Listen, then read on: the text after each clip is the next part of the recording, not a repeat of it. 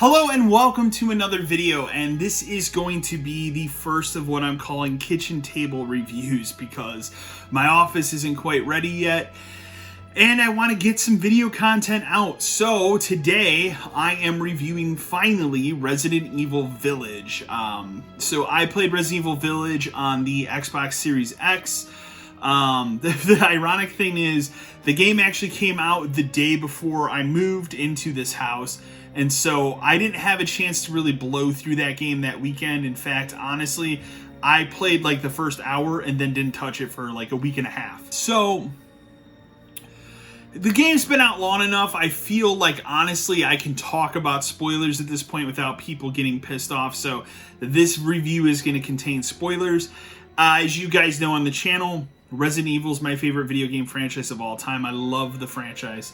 And especially the first game, and I'm very opinionated on Resident Evil. You know, I did a top 10 list that a lot would consider pretty controversial because of my opinions on Resident Evil. And so, also going into this, let it be known, I'm not the biggest fan of Resident Evil 7. It was fine. It didn't feel like a Resident Evil game to me. So I went into Resident Evil 8 very cautiously optimistic, and at the end of the day, I think it's a better game than Resident Evil 7. I would say it's a good game. I don't think it's a great game. I don't think it's even, if you look at the last couple of years of Resident Evil, if you look at like Resident Evil 2 and 3 Remake, those are like pitch perfect remakes of those games. And Resident Evil Village is the next in this long-standing franchise. And questionable decisions.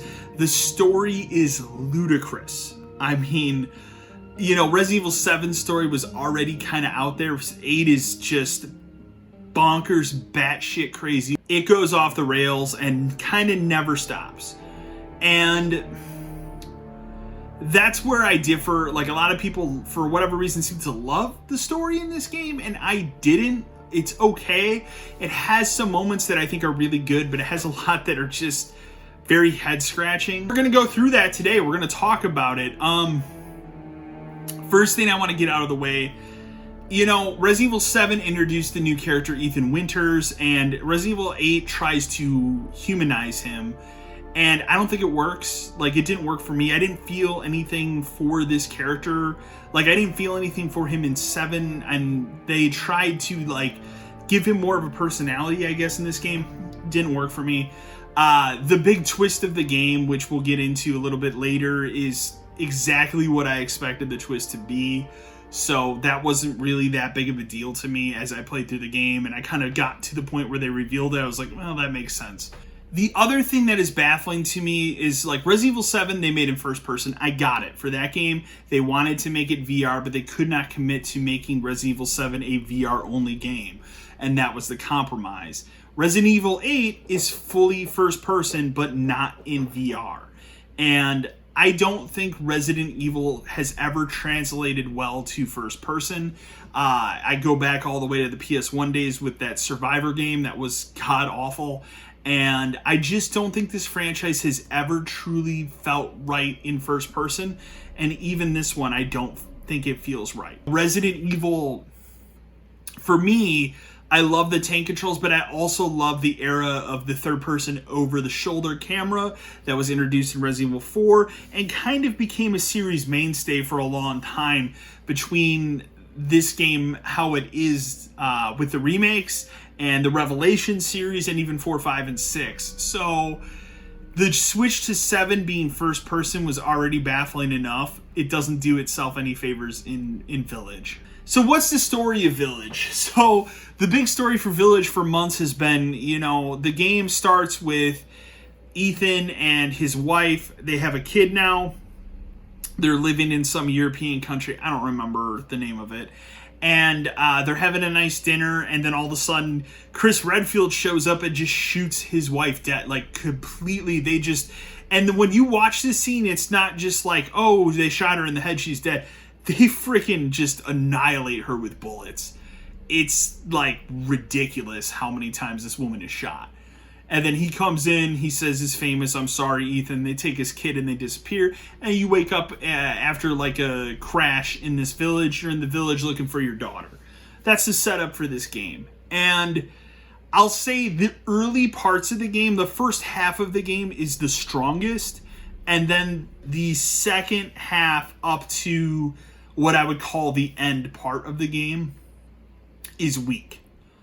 And then you have a fantastic sequence, which we'll talk about in a little bit, and then you have the end of the game. The first section of the game is the castle, which has Lady D and her daughters. It's like 2 hours long. She's the first main boss, and I think that was shocking for a lot of people, is she was never the villainous star of Resident Evil 8, but everybody thought she was, and that's not how, like, that's literally not how this game works. She's not the main antagonist of this game.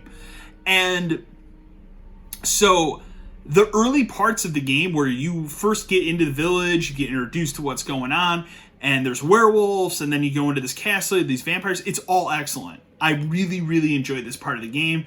I think they got the exploration right. They got the puzzles correct this time. I thought the puzzles were kind of weak in 7. They're a lot stronger in 8. And then you fight Lady D. Each boss in this game has a preposterous transformation. And, I mean, again, we're talking, this is spoilers, so don't get mad when I start talking spoilers here, but Lady D turns into a dragon, and it's freaking ridiculous. It's really ridiculous.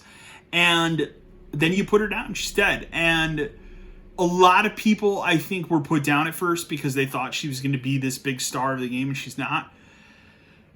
And that's kind of the first area.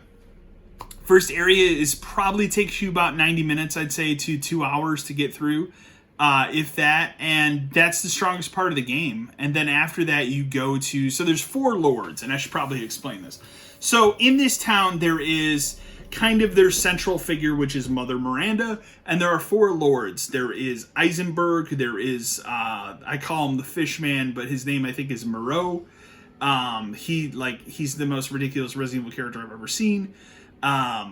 Eisenberg's like this shitty guy that runs a factory. We'll get to him.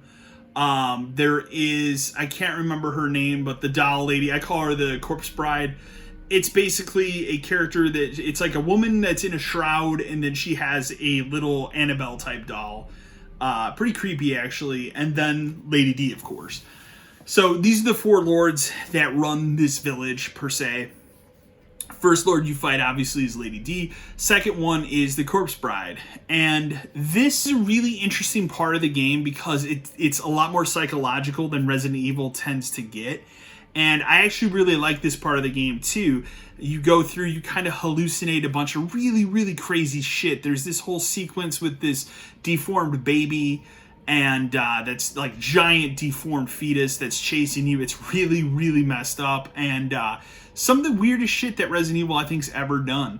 And again, up through these 2 sequences, I was really on board with this game. I really was actually enjoying it. I was like, you know, this is actually pretty cool. It still doesn't feel like Resident Evil, but it's a really good horror game thus far. And then you get to the third part of the game, which deals with the Fishman, or Moreau. And I don't know, man. Like, his whole sequence is kind of a bummer to me. You're running around parts of the village, and it's just... I did not like his sequence that much. It wasn't that interesting. His boss fight is particularly annoying because he's shooting this, like...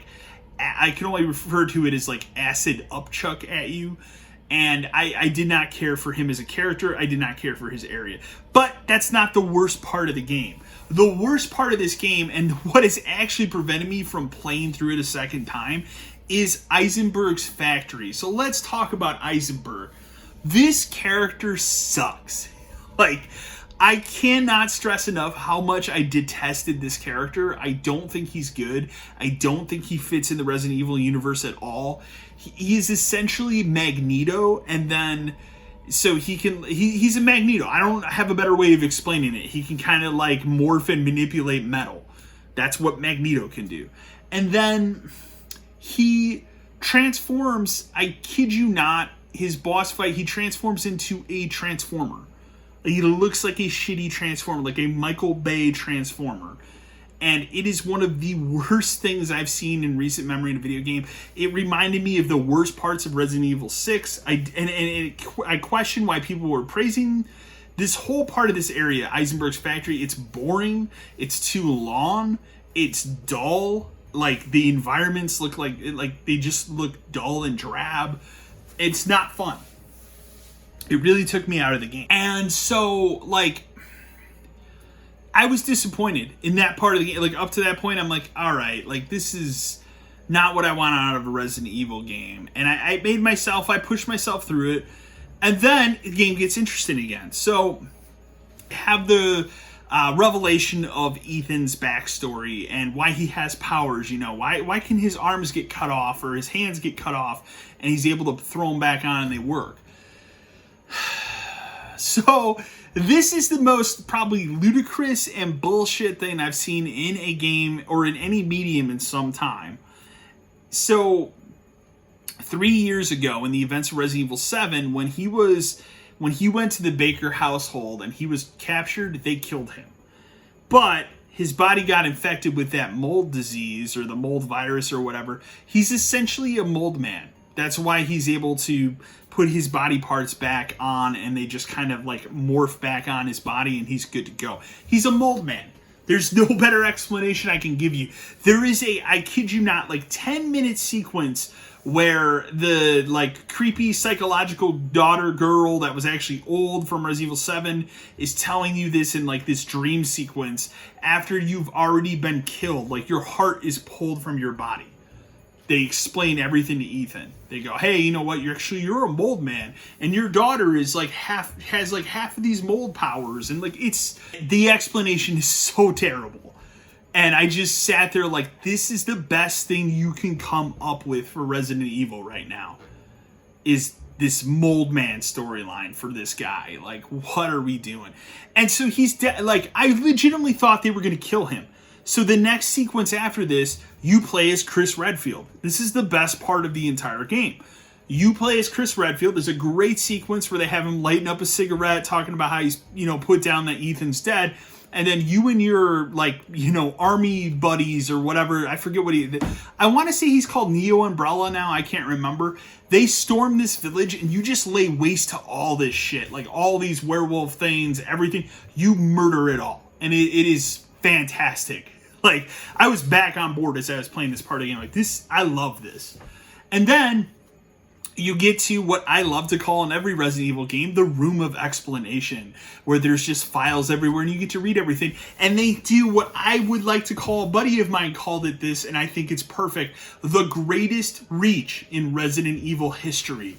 They legitimately tie this entire storyline to the first game by saying back in the 40s, I'd want to say it was the 40s, it could have been earlier, the original guy that owned the Spencer Mansion, Spencer himself, visited this island and knew Mother Miranda, knew her backstory, and knew what was going on about the mold virus. So you're going to sit here and try to tell me that dude knew about this years and years prior, but he didn't bring any of that mold virus back with him? Like, it's so ludicrous. It's the greatest reach that you could ever have in a story. But it is what it is. Chris finds Mia Winters, so he realizes she's not actually dead. And then you switch perspectives back to Ethan, who's not dead. And they have the explanation for he's a mold man, whatever. And you fight Mother Miranda. And then you die. So Ethan does die. He ends up sacrificing himself to blow up the island. Chris, Mia, and the baby leave. So that's the end of the game, and you get to this epilogue where the kid is grown up. She's like maybe 16, and she's visiting Ethan's grave, and she's talking to him, and they clearly show that she has some sort of powers because they're scared of her. And I guess that's what we're setting Resident Evil 9 up for. Also, there's a shot, like, as the car's driving down the road, there's a shot of Ethan walking towards, or what people assume is Ethan walking down the road. So, like, I don't know, man. Like, from a story perspective, it's so bad. Like there are elements of it that are good. The Chris Redfield sequence, fantastic. But the mold man explanation, just there's so many things. As I sat and watched this game, I'm like, oh my God, like, why are they doing this? Like, I'm just screaming at my TV. Like, I'm sitting here in this house. My girlfriend, she works overnight, so it's just me and the animals. We have a dog and we have 3 cats. And I'm literally sitting here screaming at my TV like, are you for real right now? Like, this is the story you're going with. And my dog's looking at me like, you're crazy. So, Resident Evil Village, like, the story is bad. Don't get me wrong. Like, the story is, like, a hair better than Resident Evil 7's, but not really. Does it feel more like a Resident Evil game than 7? Yes, it does. I think Chris Redfield being there for more of the story does actually help. It's not where I want to see Resident Evil go as a franchise, though. Like, I want to see old characters return. I want to play through an entire game as old man Chris Redfield killing a village of werewolves. I want to see Jill Valentine again, you know, an actual, like, current day Jill Valentine, not a remake. You know, those are the things I want to see out of Resident Evil. Because it's clear to me they can't write a good new story for Resident Evil. They've had 2 attempts now. They've both been bad in terms of story. Gameplay-wise, it's fine. They did bring back Mercenaries mode. I don't think it's particularly good compared to Resident Evil 5 Mercs mode, which is the best it's ever been. It doesn't translate well to a first-person shooter perspective. And as I've said before, I don't like the first-person perspective for Resident Evil. I haven't, and I still don't.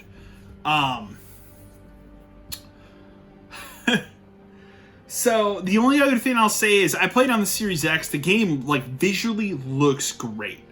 It ran perfect. I played half of the game with ray tracing on and half of it off. Didn't really see any frame rate drops. It's like the re-engine, like Capcom is doing great with the re-engine. They've got that back in spades, man. Keep making games on the re-engine, Capcom. If you ever watch this video, like, please do. Shit, I have to give this game a grade. I've been back and forth on what to give this game for. I finished it like 2 weeks ago. I just haven't had a chance to make this review. I'm giving Resident Evil Village a C+. And it seems low, I know. The story's so bad. There's a good portion of that game I did not like with Eisenberg's Factory. That's the longest part of the game, too. So I can't give it anything higher. I actively haven't done another run of this game. Partially because I've been playing Mass Effect, but also because I don't want to play Eisenberg's Factory again. So, C+, like, do better next time. I don't know how to end this. Like, it's... Oh, man. Like, I don't know. I don't know. Can you remake Code Veronica? Can we please remake that? Like, can that be the next thing? Don't remake 4. Again, Capcom, if you're watching this, do not remake Resident Evil 4. It's so overdone. Just let it die. I don't know. C+, that's my final grade for Resident Evil Village. Remember to like, share, and subscribe to the channel. And as always, until next time.